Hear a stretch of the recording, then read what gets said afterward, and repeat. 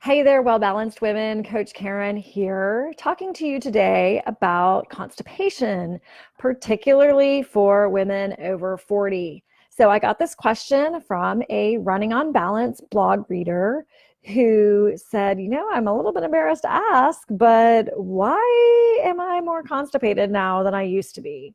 And first of all, thank you for asking. I am certain that you are not the only person out there who is wondering what the heck is going on with your bowels and digestion. But this is a topic that people don't like to talk about. And me, as your favorite taboo talker, loves to address these types of issues because I want to be both here in the Well Balanced Women Facebook community as well as on my blog, Running on Balance, a trusted resource for you about all things women's health related. So, constipation, yay! What are we talking about here? We're talking about when you have 3 or fewer complete bowel movements per week. Chronic constipation is when this has been going on, 3 or fewer bowel movements per week for more than 3 months. If you are at that point, God bless you. I am certain you are very uncomfortable. Let's see if we can get you a little bit of help today. Many people think that it's normal to kind of have cycles where you go and have constipation, where it is hard to go, where your stool might be lumpy, it might be small and chunky. And it happens. There are so many factors that affect our gut and our digestion and our elimination. But if it goes on for more than about 24 hours, then it's time to take immediate action. So here's what's happening specifically in women over 40. As your estrogen and progesterone levels are naturally lowering, there is a drying out of smooth muscle tissue all throughout your body. Well, that's your colon. And so your digestive system is really becoming sluggish because kind of what was greasing and lining the system for your, first 45 years, there's not so much lubrication there is anymore. So just like women complain about vaginal dryness after 40, 45, it's all related to the naturally lowering levels of estrogen and progesterone in your body that cause a drying out of smooth muscle tissue. Double whammy, because as estrogen decreases, cortisol, your stress hormone, tends to increase. But too much cortisol even further slows digestion, right? If your body is stressed out, digesting your food is not your body's first priority, because if your body is stressed out, it's just trying to keep you alive. So all of that blood flow is going to go into brain function so that you can make good decisions to keep yourself alive, and it is not going into digesting whatever it is that you ate for lunch. So the longer that your food is staying in your colon, the harder it is to pass that stool. The same is true once your progesterone levels lower. Progesterone tends to have a sluggish, slowing down effect on the colon as well. So again, the food just staying longer in your body, that longer transit time means that what the moisture was in the food to start with has now dried out. And so what used to be somewhat moist, easy to pass stool is now dried out, and that's where you're getting the hard, lumpy, chunky, difficult to pass stool. So super wonderful, isn't it? Naturally, your estrogen and progesterone lower. That's just what happens as we age. We can support our bodies in different ways, though, to continue to aid our digestion and aid that transit time so that the food moves through the digestive system and out and eliminated as quickly and smoothly and easily as possible. One other thing I want to touch on is that if you have pelvic floor issues, meaning do you pee on yourself when you jump, run, sneeze, laugh, cough, those types of issues can also be contributing to your constipation.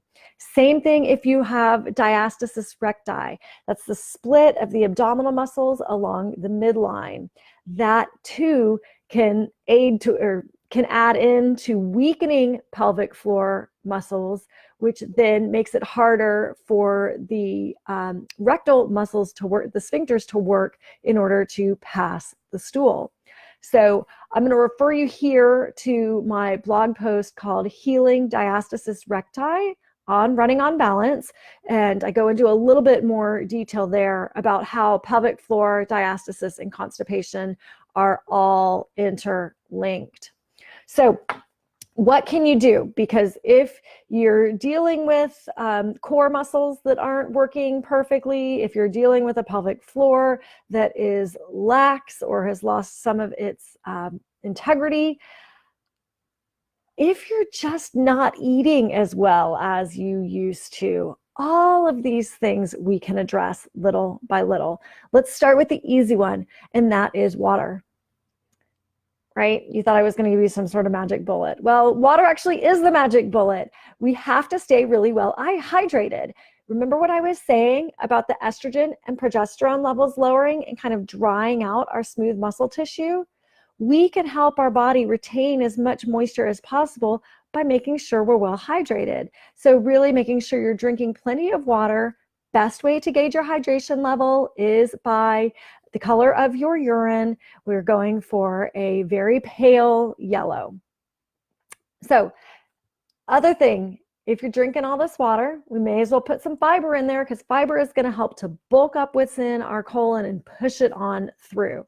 So this is, you may be familiar with very common fiber sources. We do not have to go crazy here. We're talking whole grains. We're talking fruits like pears, plums, apples, cruciferous vegetables, if you can eat those and not irritate your thyroid. So broccoli, cauliflower, Brussels sprouts, all fantastic. Nuts and seeds, great source of protein and healthy fats, also good for fiber and bulking up your stool. Beans, lentils. If you have problems where eating beans or lentils creates gas and then you're uncomfortable and bloated, we want to avoid that. So make sure that you're soaking your beans really, really well before you cook them. And that really does help to reduce the amount of gas that you ingest once you eat those beans. So I guarantee you though, if you up your fiber intake, you're definitely going to want to up your water intake, and then that is going to help resolve some of the constipation issues.